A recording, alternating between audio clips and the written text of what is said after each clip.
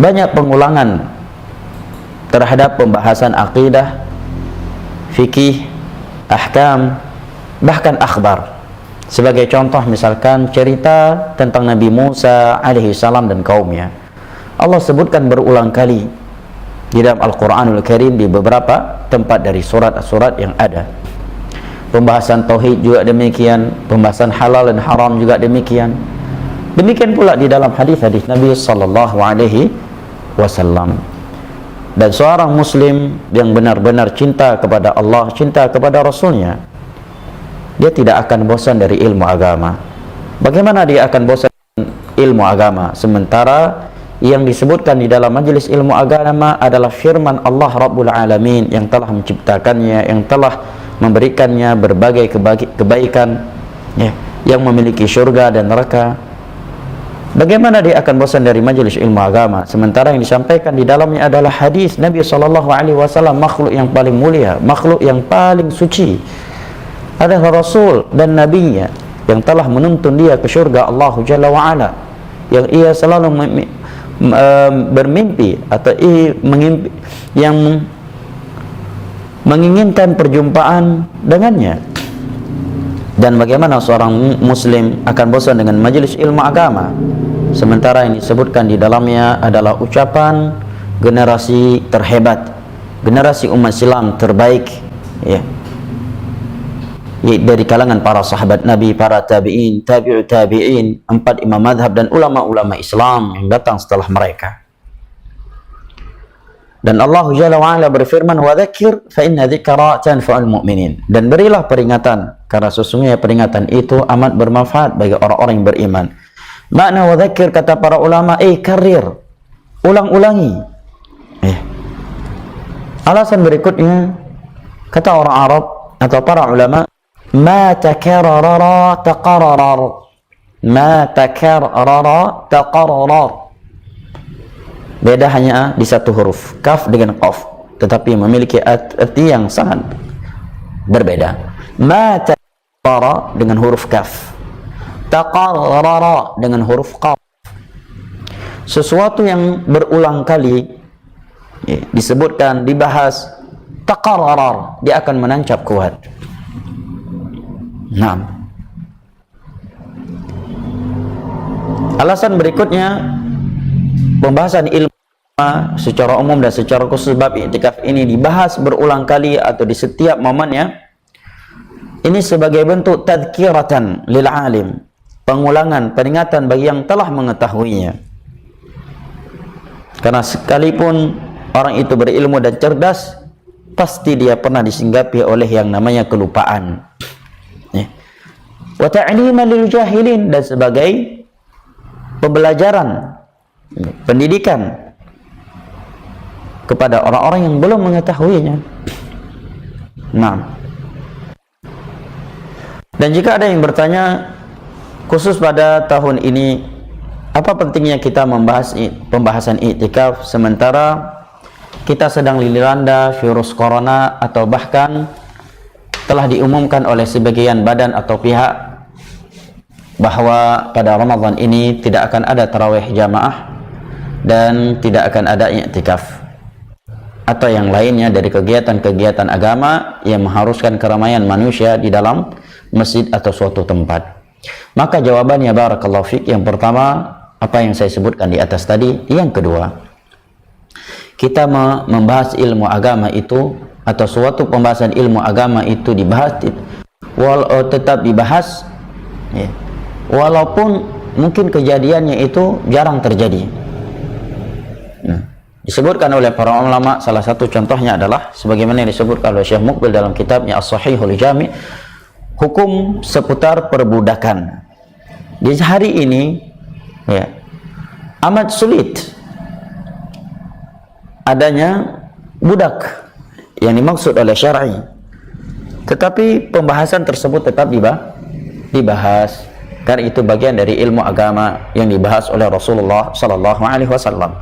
Jawaban yang kedua, ini sebagai bentuk optimis, ya, kita raja harapan kita kepada Allah Jalla wa'ala agar mengangkat virus corona yang mematikan atau membahayakan ini dengan sempurna dan segera dari negeri-negeri kaum muslimin, agar kita dapat menjalankan ibadah tarawih, ibadah i'tikaf ataukah yang lainnya di bulan Ramadan yang amat berkah dan mulia ini. Karena kita tidak tahu apa yang akan terjadi esok hari. Kalau Allah berkehendak hari ini atau detik ini Allah angkat virus ini dari seluruh buminya, maka tiada yang mampu mencegahnya. Kalau Allah Jalla wa'ala telah menurunkan rahmatnya, fala mumsika laha, tiada yang mampu menahannya. Wa yumsik fala mursila laha, dan jika Allah menahan rahmatnya, maka tiada yang mampu memberikannya kepada manusia. Dan Allah Jalla wa'ala berfirman, innama amruhu idza arada syai'an an yaqula lahu kun fayakun. Allah itu kalau menginginkan sesuatu tinggal menyatakan kun, maka pasti terjadi. Allah Jalla wa'ala juga berfirman, wa ma tadri nafsun madza taksibu ghada. Tiada yang mengetahui apa yang akan terjadi, apa yang akan dia lakukan esok hari. Wa ma tadri nafsun bi ayyi ardhin tamut, dan tiada yang mengetahui di mana dia akan mati. Juga kita berharap dengan mengkaji, mempelajari pembahasan i'tikaf ini dengan hati yang sangat mencintai ibadah ini dan berharap kepada Allah agar dapat menjalankan ibadah ini di bulan Ramadan tahun ini. Jika Allah Jalla wa'ala berkehendak, kita tidak bisa beriktikaf karena kondisi yang ada, karena himbauan pemerintah dan pertimbangan yang lebih maslahat buat dunia dan agama kaum muslimin, maka kita berharap kepada Allah Jalla wa'ala agar memberikan pahala ibadah ini kepada kita sekalipun kita tidak melakukannya, karena kita telah mencintainya, telah meminta, berharap dengan jujur kepadanya agar dapat melakukannya. Dan Nabi SAW bersabda, man sa'alallaha asyhadata ballaghahu Allahu manazila syuhada wa imma ta'ala firashih. Barang siapa yang memohon keutamaan mati syahid kepada Allah dengan hati yang jujur, maka Allah akan berikan untuknya keutamaan syahid sekalipun ia mati di atas tempat tidurnya. Hadis riwayat al-Imam al-Bukhari dari Sahal bin Sa'ad as-Sa'idi radhiyallahu anhu. Hadis ini menerangkan kepada kita bahwa seorang itu akan mendapatkan pahala suatu ibadah yang ia inginkan kepada Allah Jalla wa'ala dengan hati yang jujur sekalipun ia belum melakukannya karena kejujuran hatinya. Juga di dalam sebuah hadis yang diriwayatkan oleh al-Imam al-Bukhari dari Abu Musa Abdullah bin Qais al-Ash'ari radhiyallahu anhu, Rasulullah sallallahu alaihi wasallam bersabda, "Idza marida al-'abdu aw safara kutiba lahu ma kana ya'maluhu sahihan muqima."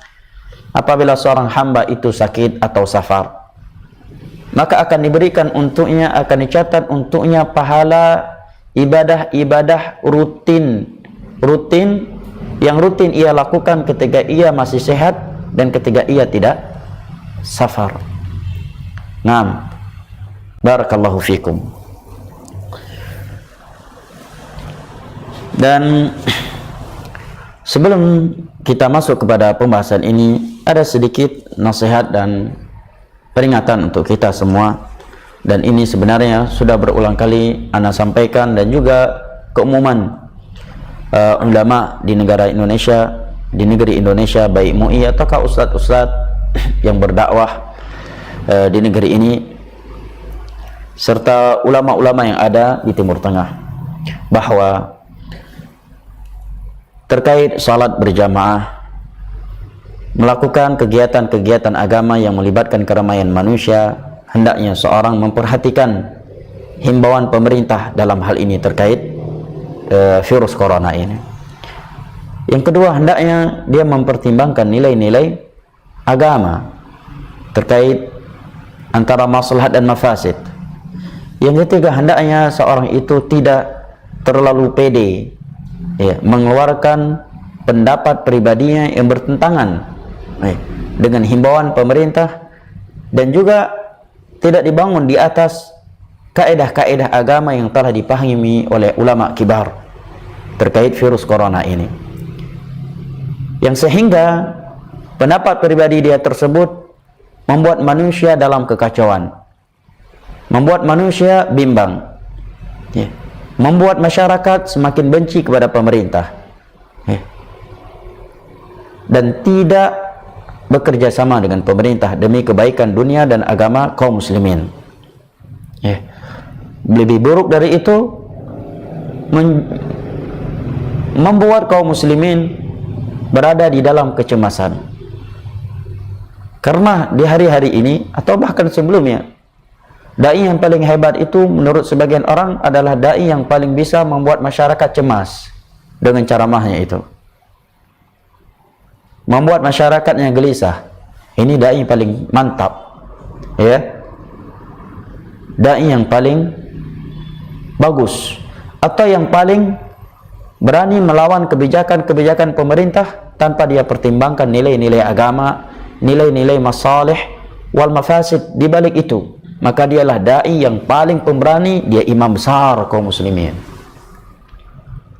Nah, saya yakin ya akhi barakallahu fik, hadis-hadis atau dalil-dalil yang menerangkan keutamaan salat 5 waktu berjamaah, keutamaan masjid, kemuliaan masjid, kebutuhan kaum muslimin kepada masjid, kepada salat 5 waktu, kepada i'tikaf, saya yakin 100% dalil-dalil tersebut tidak terluput dari ulama kibar sekaliber Syekh Shalih Al-Fauzan, sekaliber Syekh Abdul Aziz Mufti Saudi Al-Arabiyah, Syekh Sa'ad Thithri, dan ulama kibar lainnya yang ada di Makkah, Madinah, Jazair, Mesir, Yaman, Sudan, yang mereka mengeluarkan fatwa bahwa salat berjamaah tidak mengapa dihentikan atau masjid ditutup demi menjaga nyawa kaum muslimin, demi memutuskan rantai penyebaran atau penularan virus yang amat berbahaya ini secara meluas dan cepat kepada kaum muslimin di sementara waktu.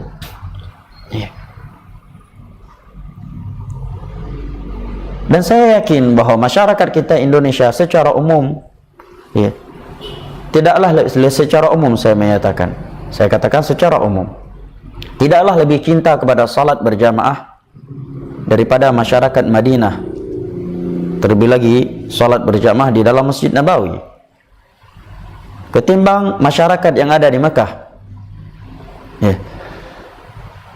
Dan tidak ada masjid di muka bumi ini yang lebih agung daripada Masjidil Haram, kemudian Masjid Nabawi.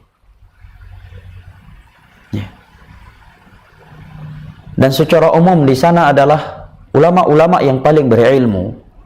Secara umum di sana adalah para ulama yang paling berilmu, yang paling bertakwa, yang paling bijak, yang paling takut kepada Allah Jalla wa'ala secara umum. Tetapi mereka telah mengeluarkan fatwa apa yang telah kita ketahui dalam hal ini. Nah, oleh karenanya terkadang kita melihat suatu pemerintahan dilema. Mungkin bisa jadi dia ingin melockdown, tapi melihat karakter masyarakat, sikap masyarakat yang selalu mencari-cari kesalahan pemerintah, yang selalu menciptakan keonaran, kebencian, apabila ada suatu kebijakan besar yang diambil oleh suatu pemerintah untuk kebaikan keumuman manusia, sehingga mereka dilema dan tidak jadi mengambil himbauan tersebut. Maka hal yang seperti ini perlu diperhatikan demi maslahat yang lebih besar untuk agama dan dunia kita. Dan tentunya setiap kebijakan besar yang diambil oleh sebuah pemerintah, suatu negeri, untuk maslahat yang lebih besar, secara skala besar, dan agar tertutupnya mafsadah yang lebih besar untuk dalam skala besar, pasti tidak bisa membuat seluruh individu masyarakatnya ridho, cinta, dan setuju dengannya. Tidak ada yang mampu seperti itu. Oleh karenanya dalam hal yang seperti ini, seorang hendaknya menyikapi hal yang seperti ini dengan ilmu agama, bukan dengan perasaan. Demi Allah, semangat cemburu, ghirah terhadap agama yang tidak dibangun di atas ilmu yang berdasarkan Al-Quranul Karim dan hadis-hadis Nabi SAW dengan pemahaman mereka ulama salaf, alias dan kebodohan, hanya merusak dan menghancurkan dunia dan agama kaum muslimin. Naam, barakallahu fikum. Baik, kita masuk kepada pembahasan i'tikaf dari kitab Al-Fiqhul Muyassar. Kata penulis, Al-Babul Khamis fil i'tikaf, bab yang kelima terkait i'tikaf. Wa fihi iddatu masail. Dalam bab i'tikaf ini ada beberapa pembahasan yang akan beliau bahas. Kurang lebih ada 4 pembahasan ya, terkait fikih i'tikaf yang akan dibahas oleh penulis. Yang pertama adalah definisi i'tikaf, yang kedua syarat-syarat i'tikaf, yang ketiga sunnah waktu dan hal-hal yang disunnahkan serta hal-hal yang dibolehkan bagi orang yang melakukan ibadah i'tikaf. Yang keempat, hal-hal yang dapat membatalkan i'tikaf. Ini 4 poin yang akan dibahas oleh penulis terkait fikih al-i'tikaf. Adapun definisi i'tikaf secara etimologi maknanya adalah luzumu syai' wa habsun nafsi alaih.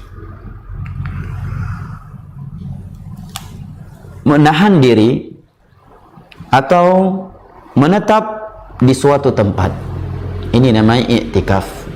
Ya, menetap atau menahan diri di suatu tempat, baik dalam rangka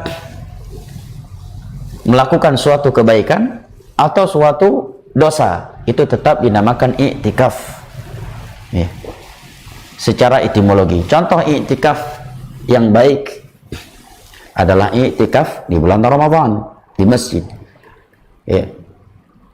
Dan contoh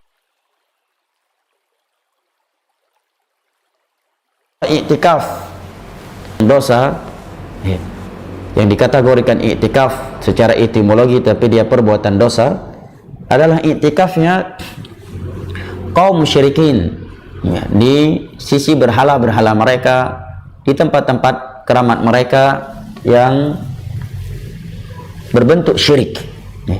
Sebagai contoh apa yang Allah firmankan dalam surat Al-Anbiya ayat 56, tatkala Nabi Ibrahim melihat kaumnya i'tikaf, menetap ya, berkumpul atau menetap, menahan diri-diri mereka di patung-patung mereka, maka beliau berkata kepada mereka sebagaimana yang Allah firmankan, ma hadhihi tamathilul lati antum laha akifun. Berhala apa ini yang kalian i'tikaf di sisinya? Ini menerangkan kepada kita bahwa definisi i'tikaf secara etimologi adalah menahan diri atau menetap di suatu tempat ya, baik yang dia lakukan itu adalah sesuatu yang terpuji ataukah sesuatu yang yang bersifat dosa. Secara etimologi itu dikatakan i'tikaf. Adapun secara definisi syar'i yang dimaksud dengan kalimat i'tikaf dalam bahasa agama, dalam bahasa Al-Quran dan hadis-hadis Nabi SAW, yang kita dianjurkan untuk melakukannya adalah luzumul muslim al-mumayyiz masjidan li ta'atillahi azza wa jal. Menetapnya seorang muslim yang mumayyiz,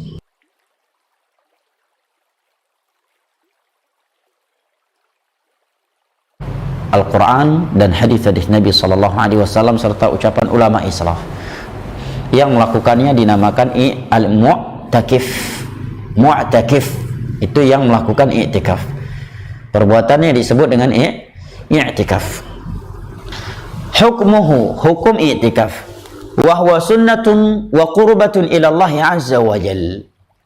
I'tikaf hukumnya sunnah dan sebuah ketaatan kepada Allah Jalla wa Ala. Liqaulihi azza wa jal, karena firman Allah Jalla wa Ala, an tahhira baitiya lit-ta'ifina wal-'akifina war-ruk'i sujud. Dan hendaknya kalian berdua wahai Ibrahim dan Ismail mensucikan, membersihkan rumahku ya, dari berbagai bentuk kesyirikan, kebid'ahan dan kemaksiatan. Untuk hamba-hambaku yang melakukan ibadah tawaf, i'tikaf, ruku' dan sujud. Dari ayat ini menerangkan kepada kita bahwa i'tikaf salah satu ibadah yang dicintai oleh Allah Jalla wa Ala. Yang kedua, ayat ini juga menerangkan kepada kita bahwa ibadah i'tikaf itu sudah ada semenjak zaman Nabi Ibrahim alaihi salam.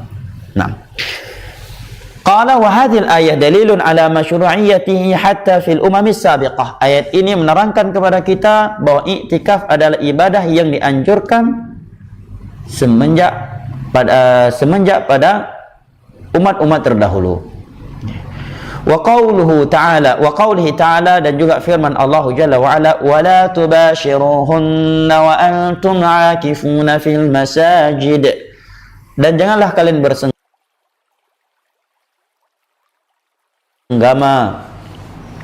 dengan istri-istri kalian sementara kalian sedang i'tikaf di dalam masjid. Al-Baqarah ayat 187. Wa an Aisyah radhiyallahu anha anna an-nabiy sallallahu alaihi wasallam kana ya'takifu al-'ashra al-awakhir min Ramadan hatta yatawaffahu Allah.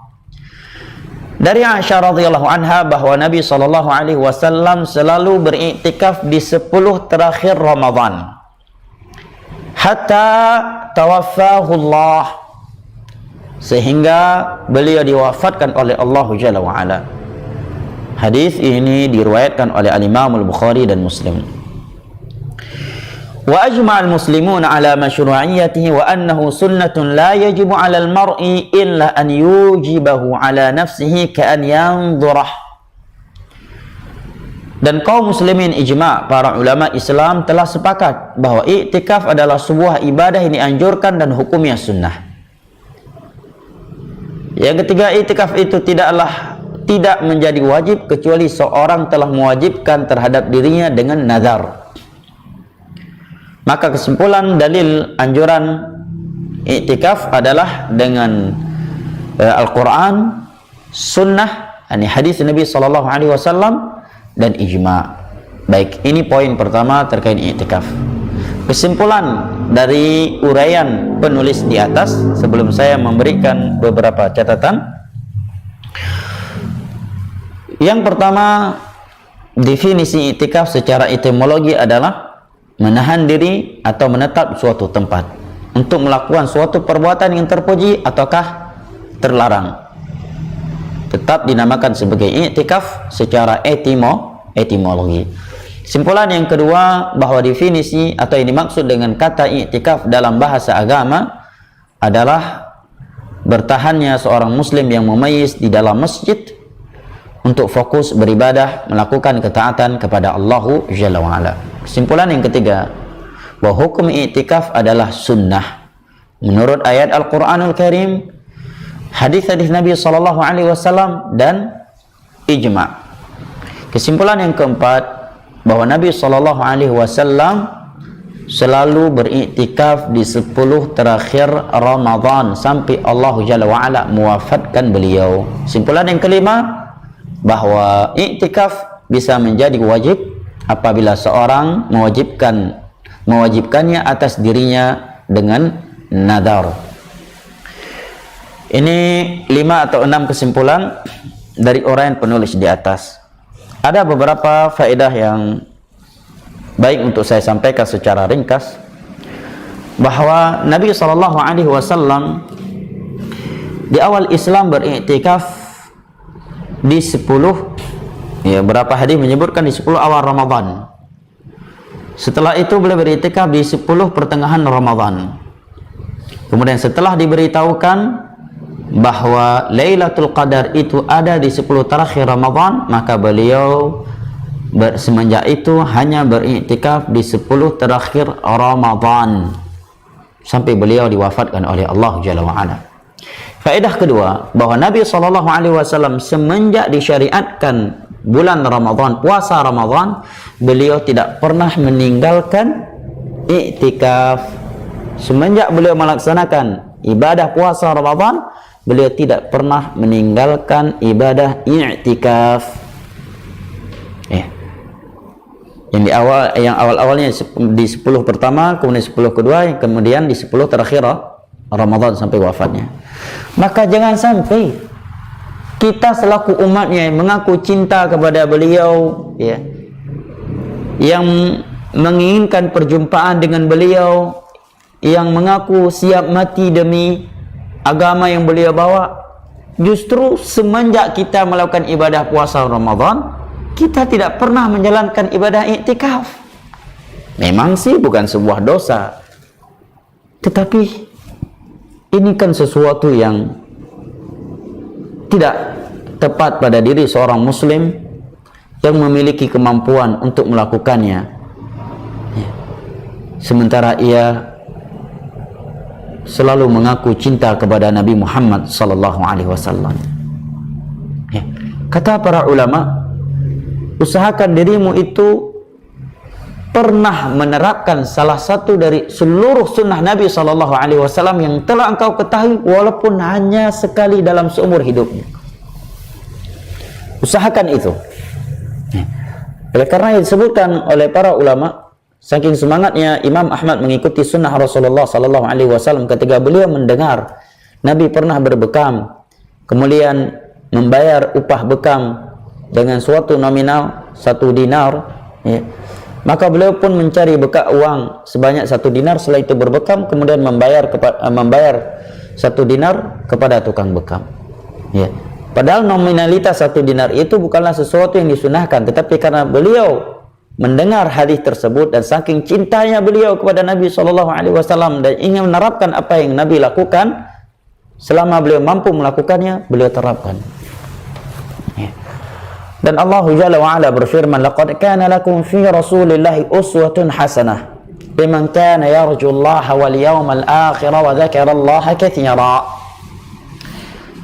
Sungguh telah ada suri teladan yang baik untuk kalian pada diri Rasulullah sallallahu alaihi wasallam, bagi orang-orang yang mengharapkan Allah, pertemuan dengan Allah, hari akhirat, dan banyak mengingat Allah Jalla wa Ala. Ya. Jadi Nabi itu tidak pernah meninggalkan ibadah iktikaf semenjak beliau menjalankan ibadah puasa Ramadan. Dan di dalam sebuah hadis yang sahih, hadis Aisyah radhiyallahu anha, ketika Nabi sallallahu alaihi wasallam iktikaf di 10 hari terakhir Ramadan, saya singkat hadisnya, maka seluruh istri-istrinya pun ikut iktikaf. Ya, begitu selesai sholat subuh, beliau melihat sudah banyak kemah iktikaf di dalam masjid. Beliau pun menanyakan, kemah siapa saja ini? Maka para sahabat menjawab, ini kemah Aisyah, ini kemah Zainab, ini kemah istrimu Fulanah, dan seterusnya. Maka Nabi SAW pun menyatakan, al-birra turidna, apakah kebaikan yang kalian inginkan? Setelah itu Nabi tidak ingin membuka hal yang tidak baik terhadap dirinya, keluarganya, dan kaum muslimin. Maka beliau pun memerintahkan agar kemah dan istri-istrinya dibongkar, dan beliau tidak jadi iktikaf di 10 terakhir Ramadan tersebut, tetapi beliau mengqadanya awal Syawal.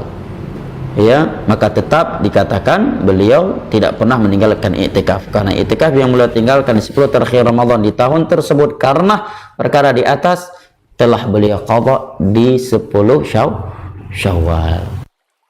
Ya, maka masih tetap tepat untuk dikatakan bahwa beliau tidak pernah meninggalkan ibadah iktikaf semenjak beliau menjalankan ibadah puasa Ramadan.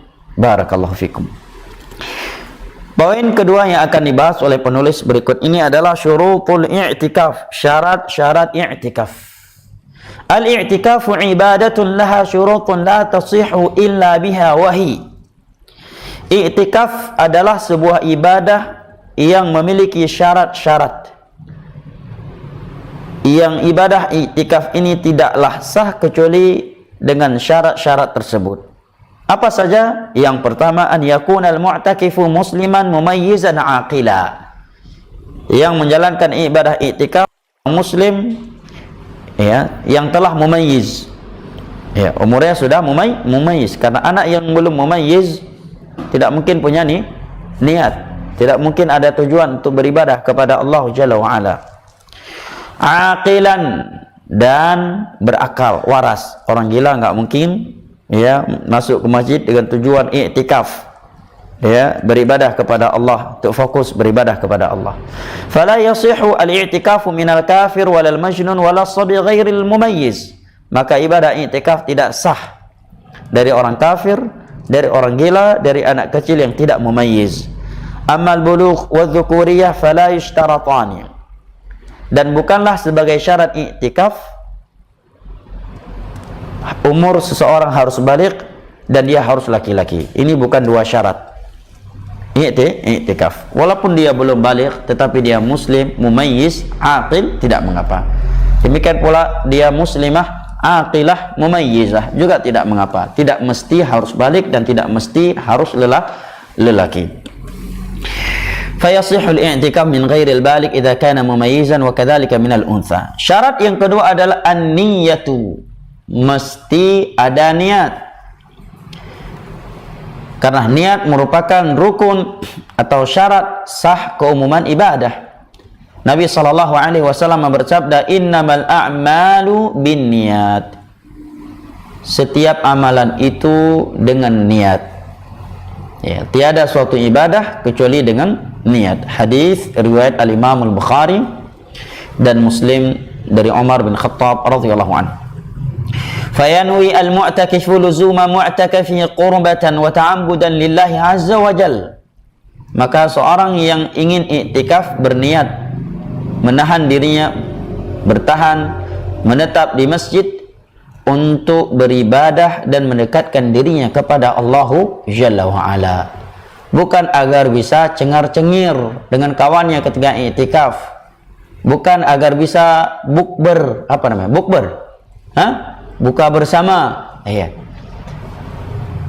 Taib, atau hal-hal lainnya yang bertentangan dengan maksud utama dari ibadah i'tikaf. Dan telah kita bahas di pertemuan yang lalu bahwa yang namanya niat tempatnya di dalam hati dan tidak dilafadzkan dengan lisan. Dan telah kita sebutkan ucapan para ulama Islam, ya, Imam Nawawi dan selain beliau, bahwa pelafatan niat dalam ibadah secara umum dan dalam salat adalah sesuatu yang tidak dianjurkan, dan itu bukan pendapatnya Imam Syafi'i. Naam. Al-thalith, syarat yang ketiga adalah an yakuna al-i'tikafu fi masjid liqaulihi ta'ala wa antum aakifuna fil masajid wa li fi'lihi haitsu kana ya'takifu fil masjid wa lam yunqal anhu annahu i'takafa fi ghairihi. Syarat yang ketiga, i'tikaf itu mesti di masjid. Di masjid, bukan di kuburan. Di masjid, bukan di pohon keramat. Di masjid, ya, bukan di batu keramat, ya, atau rumah yang dikeramatkan, ya. Syaratnya i'tikaf adalah di masjid. Dalilnya firman Allah Jalla wa Ala, wa antum aakifuna fil masajid, dan kalian i'tikaf di dalam masjid. Al-Baqarah 187.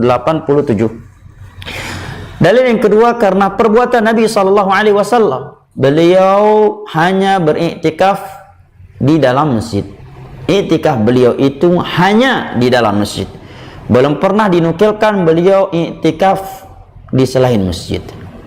Demikian juga para sahabatnya, belum pernah dikenal mereka i'tikaf di kuburan Nabi setelah beliau wafat. Ya, dan kuburan beliau waktu itu masih di luar masjid, di kamarnya Aisyah radhiyallahu anha. Juga tidak dikenal, tidak pernah diketahui ada yang i'tikaf di kuburan Abu Bakar, kuburan Umar, kuburan syuhada Uhud, kuburan Khadijah. Padahal mereka wali-wali yang luar biasa di sisi Allah, para sahabat Nabi. Bahkan Nabi SAW sendiri tidak ada i'tikaf di kuburan. Nah, dan menjadikan kuburan sebagai tempat ibadah, sebagai tempat berzikir dan seterusnya, itu perbuatan Yahudi dan Nasrani menurut vonis Nabi SAW, bukan menurut pandangan saya, tetapi menurut hadis Nabi SAW yang diriwayatkan oleh Imam Muslim.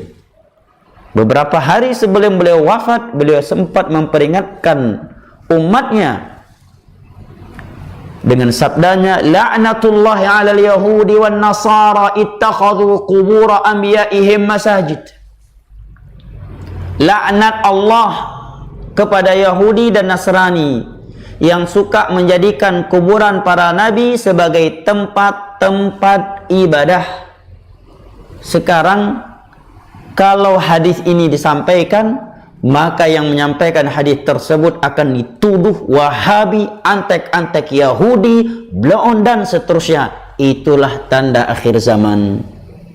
Itulah tanda akhir zaman. Oleh karenanya, tidak dikenal para sahabat Nabi itikaf di kuburan Nabi. Tidak dikenal masa tabi'in mereka datang ke kuburan Nabi, Abu Bakar, Umar, atau ke kuburan Baqi, syuhada Uhud, geplah di kainan Yasin wal Qur'anil Hakim. Tidak pernah dikenal tabi'in, tabi'ut tabi'in, 4 imam mazhab gejau syuhada Uhud geleng di kainan salawat sallallahu atau ratib terbaik di kuburan syuhada. Tidak pernah dikenal hal itu. Tidak pernah para sahabat, para tabi'in, tabi'ut tabi'in, 4 imam mazhab salawatan di kuburan Nabi. Ya, zikir keras-keras, ya, berjamaah, baca yasinan di kuburan Nabi, kuburan Baqi, syuhada Uhud, kuburan Khadijah dan seterusnya. Karena mereka tahu hadis Nabi yang diriwayatkan oleh Imam Muslim tadi, la'natullahi 'alal yahudi wan nasara ittakhadhu qubur anbiya'ihim masajid. Dan itu beliau sampaikan beberapa hari sebelum beliau wafat dalam kondisi sakit parah. Nabi menyatakan laknat Allah kepada Yahudi dan Nasrani yang suka menjadikan kuburan sebagai tempat ibadah. Di dalam sebuah hadis yang diriwayatkan oleh Imam Muslim dari Abu Hurairah radhiyallahu anhu, Rasulullah sallallahu alaihi wasallam bersabda, "La taj'alu buyutakum maqabir, fa inna syaitan yanfiru minal baiti alladhi tuqra'u fihi suratul Baqarah." Baca Al-Quran di rumah kalian. Jangan kalian jadikan kubur rumah kalian seperti kuburan tanpa lantunan Al-Quran. Karena sesungguhnya syaitan itu lari dari sebuah rumah yang dibacakan Al-Quran, surat Al-Baqarah di dalamnya. Sekarang justru terbalik. Rumah seperti kuburan, tak ada lantunan Al-Quran di dalamnya. Di kuburan 7 malam dibaca Al-Quran. Lah yang lah kepeng lah 10 juta. Bi proyek, bi pengeun syarakat. Hanaya membecut kepada Allah. Ba urang mati iglang proyek sebagian urang. Hana malai membecut. Hanaya ke Allah. Bak kuburan iglang proyek mesti bak kuburan ibu hana bete. Nyo proyek iglang atau kuburan. Bak urang mati takat tarik proyek kan cukup gak kai? Justru sebaliknya. Rumah seperti kuburan, kuburan. Yang Nabi katakan rumah yang ada Al-Quran seperti kuburan, justru rumah jarang dibacakan Al-Quran di dalamnya. Dan kuburan dijadikan tempat baca Al-Quran 7 hari 7 malam. Bahkan dijadikan sebagai proyek lagi oleh sebagian orang. La haula wa la quwata illa billah. Kepada orang mati dia pasang PL. Sungguh memalukan dan membingungkan. Maka penulis menegaskan iktikaf syarat itu di masjid. Syaratnya iktikaf di masjid. Nabi tidak pernah melakukan iktikaf di luar masjid. Nah, dan ini tidak ada khilaf di antara para ulama, terkait kaum lelaki. Tidak ada khilaf di antara ulama bahwa iktikaf seorang laki-laki tidak sah kecuali di dalam masjid. Kesepakatan ulama ini dinukilkan oleh Al-Imam Ibnu Qudamah dalam kitabnya Al-Mughni, oleh Al-Imam Ibnu Abdul Bar dalam kitabnya Al-Istidhkar, oleh Imam Al-Qurtubi dalam tafsirnya, dan Syekhul Islam dalam Majmu' Fatawa, serta ulama Islam yang lain. Hanya saja mereka khilaf terkait iktikaf seorang wanita. Apakah wanita itu boleh iktikaf di rumahnya, di kamarnya, di tempat masjid, rumahnya masuk musalla yang sudut rumah yang dia jadikan tempat salatnya. Sebagian ulama ada yang berpendapat boleh seperti mazhab Abu Hanifah. Tetapi keumuman mayoritas ulama dari 4 mazhab dan yang lain-lainnya selain mazhab Hanafi menyatakan tetap tidak sah, tetap tidak boleh. Sekalipun dia wanita, kalau mau iktikaf harus di masjid. Apa dalilnya? Dalilnya ayat dan hadis di atas. Dalil yang lainnya bahwa istri-istri Nabi ketika mereka masuk iktikaf ke dalam masjid bersama Nabi sallallahu alaihi wasallam, kemudian Nabi perintahkan mereka untuk keluar membatalkan iktikaf mereka, dan Nabi pun membatalkannya. Nabi tidak menyatakan, andai kata wanita itu boleh beriktikaf di masjid, di dalam rumahnya, maka Nabi tinggal katakan kepada istri-istrinya, nggak apa-apa, kalian iktikaf di rumah saja. Sementara rumah Nabi berdempetan dengan masjid, ya. Jelas? Dan oleh karenanya istri-istri Nabi setelah beliau wafat, mereka menjalankan iktikaf di dalam masjid. Sementara rumah-rumah mereka berdempetan dengan masjid. Ya, ini menerangkan kepada kita bahwa wanita pun kalau mau iktikaf mesti di masjid, tidak boleh di rumah. Ini pendapat mayoritas para ulama dan ini yang kuat insyaallah taala. Syarat yang keempat, an yakunal masjidu alladhi yu'takafu fihi tuqamu fiha salatul jamaah. Masjid yang dia lakukan iktikaf di dalamnya mesti ada salat jamaah di dalamnya.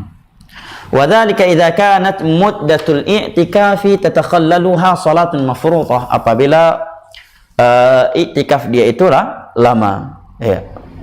Waktu iktikafnya itu diselingi dengan aktivitas salat berjamaah. Beda halnya kalau orang yang beriktikaf hanya saat 1 atau setengah jam, ya, sehingga tidak bertemu dengan salat berjamaah, maka tidak mengapa jika tidak disolatkan, tidak ditegakkan salat berjamaah secara sempurna di situ. Wa kana al-mu'takif mimman tajibu alaihi al-jum'ah, dan yang melakukan iktikaf tersebut adalah orang yang wajib pergi salat berjamaah. Lianna al-i'tikafa fi masjidin la tuqamu fiha salatul jamaah yaqtadhi tarkal jamaah wa hiya wajibatun alaihi. Karena kalau dia iktikaf di sebuah masjid yang tidak ada salat berjamaah di dalamnya, ini akan membuat dia melakukan satu dari dua hal, ya. Yang pertama, dia akan meninggalkan salat berjamaah, dan sementara ini dosa karena salat jamaah adalah sebuah kewajiban atasnya. Yang kedua, tikrar khurujul mu'takif kulla waqt, membuat dia sering keluar dari masjidnya untuk salat berjamaah. Wa hadha yunafi al-maqsud min al-i'tikaf, sering keluar dari masjid bertentangan dengan tujuan utama i'tikaf. Amma al-mar'atu fayasihu i'tikafuha fi kulli masjidin sawa'un qimat fihi al-jamaah am la. Adapun seorang wanita, maka sah i'tikafnya di seluruh masjid selama apakah masjid tersebut ada jamaahnya ataukah tidak. Kalau ada yang berkata, mungkinkah ada masjid yang tidak ada salat berjamaah tetapi dinamakan salat berjamaah? Bisa jadi. Bisa jadi. Yang pertama, ya, sebuah masjid yang terkadang mungkin dalam 1 tahun 1 bulan tidak dipakai karena penghuninya tidak ada, ya. Masjid sepertinya di komplek, ya, pas mudik 10 hari terakhir semua penduduk komplek, imamnya, muadzinnya, ya, mudik, ya. Atau seperti sebagian masjid yang ditegakkan di dalamnya hanya sebagian salat berjamaah, sebagian yang lain tidak. Maka kata Syekh, tidak boleh dia beriktikaf di masjid yang seperti itu, karena akan mengakibatkan dia meninggalkan salat berjamaah atau mengakibatkan dia sering keluar dari iktikafnya, kecuali dia seorang wanita. Baik, seorang wanita. Atau lelaki tetapi tidak wajib salat berjamaah. Apa contohnya? Contohnya dia punya masjid di kompleknya dekat dengan rumahnya. Kebetulan 10 hari terakhir Ramadan tersebut masjid tidak hidup karena penduduk di komplek tersebut pada mudik. Sementara dia tidak mampu ke masjid yang lebih jauh dari itu, yang ada salat jamaah di situ karena sedang sakit atau karena faktor usia. Sementara dia ingin fokus beribadah kepada Allah Jalla wa Ala, maka juga tidak mengapa. Kemudian Syekh memberikan catatan penting terkait iktikaf kaum wanita. Kata Syekh, hadza idza lam yatarattab ala i'tikafiha fitnah. Wanita itu boleh beriktikaf apabila tidak membuka pintu fitnah, tidak menimbulkan fitnah antara mereka dan kaum laki-laki.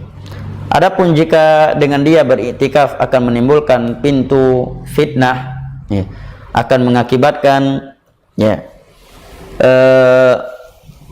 timbul fitnah antara kaum lelaki dan kaum wanita karena kondisi masjid, ya, yang membuat kaum wanita dan kaum laki-laki sering bertabrakan di tempat wudu atau di toilet, atau bentuk masjid yang apabila wanita iktikaf dengan sempurna di situ akan membuka pintu-pintu setan antara mereka, maka kata Syekh jangan ia lakukan, dilarang, tidak boleh.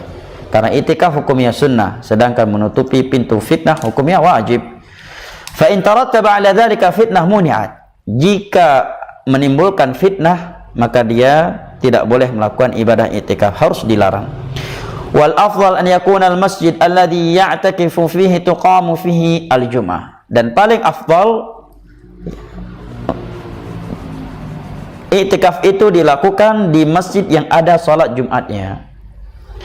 Lakin dzalika laisa syartan lil i'tikaf. Tetapi ini bukan sebuah syarat, hanya sekedar i'tikaf. Ini menurut pendapat yang kuat, karena salat Jumat itu hanya sekali dalam seminggu. Apabila seorang keluar setiap minggu sekali untuk melakukan ibadah salat Jumat, maka ini tidak bertentangan dengan maksud utama dari i'tikaf. Taib. Kemudian syarat yang kelima, kata penulis, at-taharatu minal hadatsil akbar. Dia harus suci dari hadas besar. Fala yasihu i'tikaful junub. I'tikaf orang yang sedang junub tidak sah. Walal haid. I'tikaf wanita yang haid tidak sah. Walal nufasa. Tidak pula wanita yang sedang nifas. Li'adami jawazi mukthi haula'i fil masjid. Karena mereka ini tidak boleh menetap di dalam masjid. Siapa yang pertama tadi? Junub. Yang kedua haid. Yang ketiga nifas. Kalau mereka sedang haid dan nifas, pulang. Kalau suci sebelum habis Ramadan, bisa memulai kembali i'tikafnya. Ini pendapat penulis. Dan selain penulis dari ulama terdahulu dan khalafan. Kemudian kata penulis, amma siyamu falaysa bisyartin fil i'tikaf.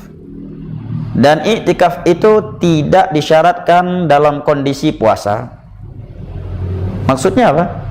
Maksudnya boleh seorang beriktikaf dalam keadaan dia tidak berpuasa. Contohnya dia musafir, ya, di suatu tempat dan dia tidak berpuasa di hari tersebut. Tidak mengapa dia i'tikaf, ya. Atau seorang wanita yang tidak berpuasa karena uzur syar'i, sedang menyusui, sedang hamil, juga tidak mengapa dia i'tikaf walaupun dia tidak puasa.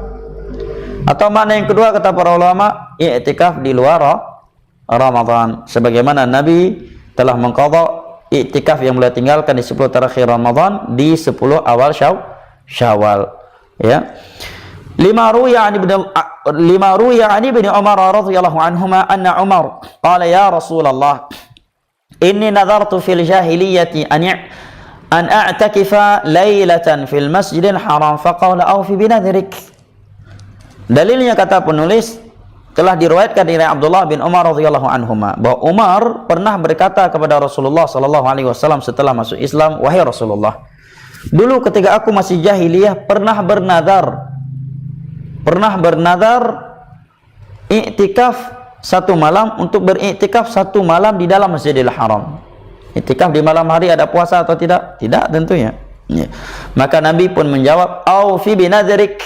Kalau demikian laksanakan, tunaikan nadarmu itu, yaitu iktikaf satu malam di dalam Masjidil Haram. Hadis Bukhari Muslim. Sisi pendalilannya, kata penulis, "Falau kana shamu syartan lama sahha i'tikafu fil lail, li'annahu la siyama fi." Andai kata puasa adalah syarat i'tikaf, tentu tidak sah i'tikaf hanya di malam hari, karena di malam itu bukan waktu puasa. Alasan yang kedua, wali annahuma ibadatani munfasilatani fala yushtaratu li ihdahima wujudul akhar atau wujudul akhar. Karena i'tikaf dan puasa ini adalah dua ibadah yang berbeda, yang terpisah, ya. Salah satunya tidak mesti harus dengan yang lainnya. Baik, sebelum saya memberikan catatan tambahan secara ringkas, kita simpulkan terlebih dahulu uraian penulis. Di poin yang kedua ini, penulis menerangkan kepada kita 5 syarat i'tikaf. Yang pertama, dia harus muslim yang mumayyiz dan aqil. Syarat yang kedua, mesti ada niat. Dia berniat untuk fokus beribadah kepada Allah Jalla wa'ala dengan i'tikafnya tersebut. Syarat yang ketiga harus di masjid. Syarat yang keempat mesti di masjid yang ada salat jamaahnya. Ya. Walaupun nggak ada Jum'ah, maka tidak mengapa. Di waktu Jumat dia keluar pergi ke masjid yang ada Jumatnya. Kecuali dia seorang laki-laki yang tidak berkewajiban salat berjamaah atau dia seorang wanita. Nah, syarat yang kelima dia mesti suci dari hadas akbar. Junub, haid dan nifas. Ya. Haid, junub dan nifas. Maka orang yang junub, haid atau nifas tidak boleh i'tikaf karena mereka tidak boleh menetap di masjid. Dan ada sedikit khilaf dalam hal ini, insyaallah taala pada pertemuan mendatang akan saya berikan tambahan faedah terkait boleh atau tidaknya junub, haid, orang yang haid atau nifas berada di dalam masjid. Nah, kesimpulan berikutnya bahwa puasa bukanlah syarat sah i'tikaf. Bahwa puasa bukanlah syarat i'tikaf.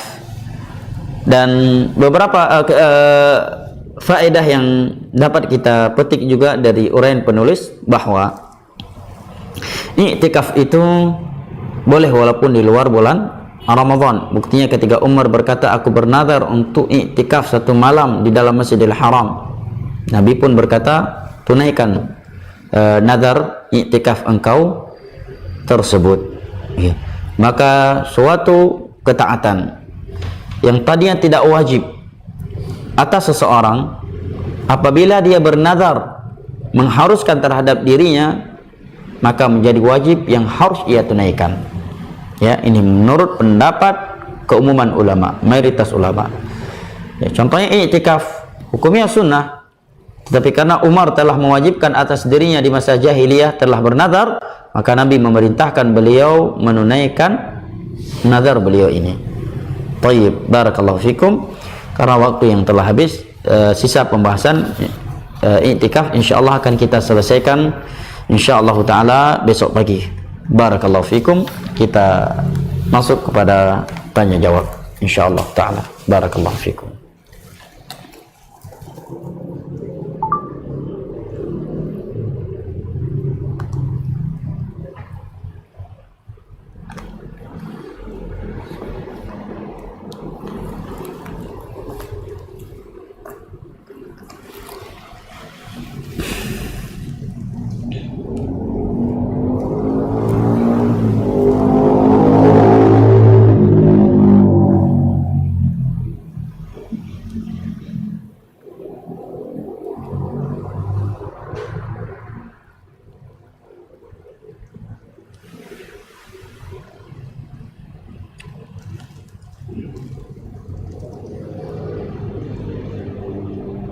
Baik, telah masuk beberapa pertanyaan. Yang pertama, apakah terhitung i'tikaf orang yang pagi harinya keluar masjid untuk bekerja atau menjalankan usahanya?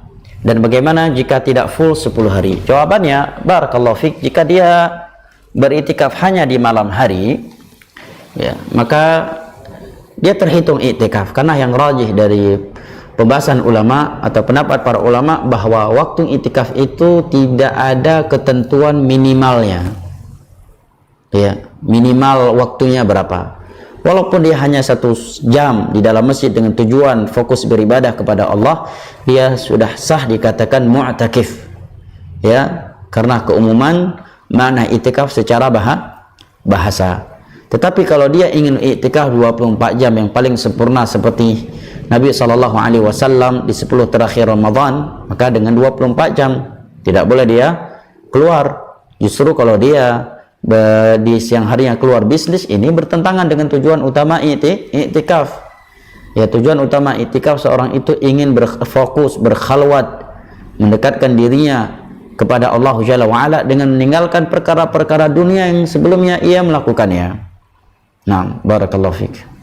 Pertanyaan yang kedua, di masa lockdown ini ada kemungkinan kita tidak melaksanakan tarawih berjamaah di masjid dan i'tikaf. Bagaimana dengan pelaksanaan i'tikafnya? Apakah dengan memperbanyak tilawah seperti i'tikaf di masjid?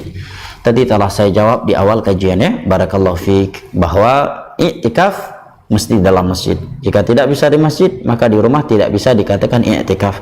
Akan tetapi kita berharap Allah Jalla wa'ala memberikan pahala i'tikaf kepada kita sementara sekalipun kita tidak bisa beriktikaf di dalam masjid, apabila kita benar-benar jujur menginginkannya kepada Allah Jalla wa'ala. Assalamualaikum Ustaz, afwan pertanyaan saya ini di luar tema. Nah, Waalaikumsalam warahmatullahi wabarakatuh. Dengan suatu situasi seperti ini sekarang ini, kita dianjurkan sholat di rumah. Bagaimana jika masjid dekat rumah tetap melaksanakan sholat berjamaah? Apakah kita ikut atau tidak? Dan jikalau kita sholat di rumah dan di masjid sudah iqamah, apakah kita bisa lagi sholat sunnah qabliyah di rumah? Barakallahu fiik. Di sini ada dua pertanyaannya. Yang pertama, apabila di masjid dekat rumah melaksanakan sholat berjamaah, apakah kita ikut ataukah tidak? Ya akhi, dalam hal ini ada dua sudut pandangan ya. Yang pertama terkait boleh tidaknya sholat di rumah. Yang ketiga, apakah kita tidak boleh ke masjid karena kondisi yang seperti ini, atau sekedar boleh tidak ke masjid. Ya, secara nilai landasan fikih, kalau kita bahas, dan secara khusus kalau kita baca fatwa Hay'ah Kibar ulama kibar dari Lajnah Daimah, bahwa seorang sudah memiliki uzur untuk tidak salat berjamaah apabila khasyah an yatadarrar, apabila dia mulai khawatir akan tertular virus corona ini. Sebab kekhawatiran itu banyak. Di antara sebabnya, dia berada di sebuah daerah yang sudah divonis zona merah. Yang kedua, dia bisa melihat keumuman masyarakat yang berada di sebuah zona yang sudah divonis zona merah tidak kooperatif dalam hal ini. Mereka yang pulang dari daerah tidak mengkarantina mandiri, bahkan dengan dokter pun ada yang tidak kooperatif. Tidak mau mengaku dirinya dari luar daerah, yang setelah meninggalnya baru diketahui dia terjangkit terinfeksi virus corona. Sebab yang lainnya, kondisi masyarakat kita yang hadir di salat berjamaah. Kalau di masa dahulu, di masa Umar atau di masa Nabi SAW, masyarakatnya orang yang berilmu. Tatkala mereka tahu dirinya akan memudaratkan orang lain, otomatis dia tidak akan ke masjid. Bahkan kalau dia berilmu, sekedar dengan makan bawang mentah yang akan mengakibatkan bau yang tidak enak di mulutnya dan mengganggu kenyamanan orang lain dalam salat berjamaah, dengan itu saja dia tidak akan ke masjid. Ini kalau masyarakat yang berilmu. Nabi menyatakan, man akala basalan aw thaman aw qurathan fala yaqrabanna masjidana. Barang siapa yang makan bawang merah, bawang putih, atau sayur yang membuat bau mulutnya, jangan dia pergi ke masjid kami. Tapi kalau kita lihat sebuah masyarakat udah tahu dirinya pilek, demam, batuk-batuk, bersin-bersin, justru ke masjid. Yang walaupun orang lain ketika mendengar batuk dia tidak memastikan dia sedang terinfeksi virus corona, tetapi dengan kondisi yang seperti membuat orang lain tidak khusyuk. Ini di antara sebab-sebab kita mulai mengkhawatirkan diri kita terkena virus corona. Apabila kondisi yang sudah seperti ini, maka dia ada uzur syar'i. Akan tetapi untuk mengeluarkan statement, pernyataan jangan sholat di masjid, ini harus kita perhatikan beberapa sudut. Yang pertama, himbauan pemerintah. Apabila pemerintah menghimbau jangan sholat di masjid dulu untuk sementara waktu, untuk memutuskan rantai penularan virus corona ini, maka kita keluarkan sesuai secara syar'i dan tidak mengakibatkan pertengkaran dan keributan antara masyarakat dengan pemerintah. Yang kedua, sudut yang kedua, pemerintah menghimbau agar masyarakatnya salat di rumah, tetapi hanya di zona-zona yang sudah divonis zona merah. Adapun di zona yang belum divonis zona merah, mereka tidak melarang salat di masjid. Buktinya apa? Mereka membiarkan salat berjamaah yang ada di tempat tersebut. Bahkan mungkin di kantor-kantor pemerintahan tempat tersebut ditegakkan salat berjamaah. Maka ini tidak mengapa dia ikut salat berjamaah di masjid. Akan tetapi tidak mengapa pula kalau dia salat di rumah apabila dia khawatir daerah tersebut kalau dia salat di masjid khawatir akan terkena virus corona, dengan alasan walaupun daerah tersebut belum divonis sebagai zona merah secara resmi oleh pemerintah, akan tetapi ada himbauan umum dari pemerintah pusat. Yang kedua, dia mengetahui ada ODP di situ. Ya, ada orang yang baru pulang dari luar negeri yang tidak dinaikkan ke berita. Dan orang tersebut berkeliaran ke sana sini. Nah, ya. Ini yang Anda pahami. Adapun tempat-tempat yang sudah divonis zona merah, ya, dan sudah ada pernyataan pemerintah, maka hukumnya seperti yang kita katakan di atas. Baik, ya. Nah, wallahu a'lam bishawab. Karena yang berhak melarang manusia ke masjid hanyalah pemerintah, ya, karena suatu pertimbangan mereka. Dan apabila sudah ada himbauan dari pemerintah, maka hendaknya diikuti demi maslahat yang lebih besar untuk agama dan dunia kaum muslimin. Nah, wallahu a'lam bishawab. Wal ilmu indallah. Pertanyaan kedua, apabila kita salat di rumah, kemudian di masjid dekat rumah kita sudah iqamat, apakah kita masih boleh salat sunnah qabliyah?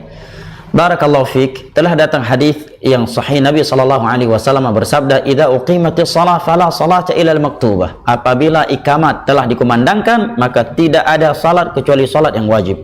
Para ulama menerangkan bahwa ini maksud dengan sabda Nabi SAW di atas, bahwa tidak ada salat kecuali salat yang wajib saja apabila kita orang yang wajib hadir pada salat berjamaah tersebut. Ya, misalkan kita sudah dalam masjid atau masih di rumah melakukan salat sunnah qabliyah dan kita berkewajiban dan akan salat berjamaah di masjid tersebut. Adapun jika kita di rumah tidak melakukan salat berjamaah di masjid tersebut karena udzur syar'i atau dia seorang wanita, maka tidak mengapa dia melakukan salat sunnah qabliyah walaupun di masjid telah iqamat. Demikian penjelasan para ulama yang saya ketahui dalam tulisan-tulisan mereka dan dalam majelis-majelis fikih mereka. Dan ini salah satu faedah yang saya dapatkan dari Syekhuna Faqihul Yaman Abdurrahman Al-Adini rahimahullahu ta'ala. Dan juga ini yang disebutkan oleh Syekh Muhammad bin Salih Al-Munajjid. Assalamualaikum Ustaz. Waalaikumsalam warahmatullahi wabarakatuh. Mohon penjelasan terkait pilihan salat malam yang dikerjakan sebelum tidur atau setelah tidur, atau tidur terlebih dahulu. Itu hanya untuk salat witir saja atau salat tahajud juga? Kemudian untuk yang mengerjakannya sebelum tidur, apakah boleh melakukan aktivitas lain setelahnya jika langsung tidur? Jazakallahu khaira. Barakallahu fik. Ya akhi, salat malam itu Aisyah sebutkan Nabi pernah melakukannya sebelum tidur, di awal malam. Nabi pernah melakukannya di pertengahan malam. Nabi pernah melakukannya di sepertiga akhir malam, dan itu yang terus menerus. Maka tidak mengapa dia melakukan salat malam yang diakhiri dengan witir di awal malam, semenjak setelah selesai salat isya, 1 rakaat, 3 rakaat ataukah lebih, atau di pertengahan malam ataukah di sepertiga akhir malam. Dan tidaklah disyaratkan tahajud itu atau salat malam itu harus ada tidur sebelumnya, ya. Hal yang demikian itu kata para ulama karena keumuman firman Allah, wa minal laili fatahajjad bihi nafilatan lak, dan dari sebagian malam, dan dari semenjak terbenam matahari, dan khususnya setelah salat isya, ini sudah dikatakan sebagian malam. Ya ayyuhal muzammil qumil laila illa qalila nisfahu aw inqus minhu qalila aw zid 'alaihi wa rattilil qur'ana tartila. Ya, sebagian malam. Dalil yang ketiga, Nabi pernah memberi wasiat kepada Abu Hurairah radhiyallahu an untuk melakukan salat witir sebelum tidurnya, karena Abu Hurairah suka begadang di awal malam menghafal hadis-hadis Nabi SAW.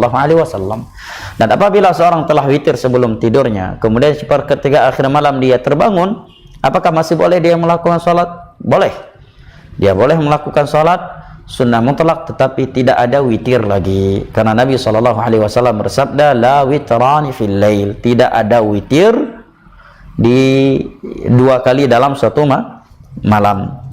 Dan apakah boleh dia beraktivitas lain sebelum tidur? Tidak ada larangannya. Tidak ada larangannya. Walaupun dia sudah sholat witir sebelum tidur, mungkin dia punya aktivitas, ingin menulis, ingin menghafal, ataukah yang lainnya, sebagaimana yang dilakukan oleh Abu Hurairah radhiyallahu an. Dia suka menghafal hadis Nabi yang telah beliau kumpulkan di siang hari sebelum beliau tidur. Oleh karenanya beliau dianjurkan sholat witir sebelum tidur. Barakallahu fik.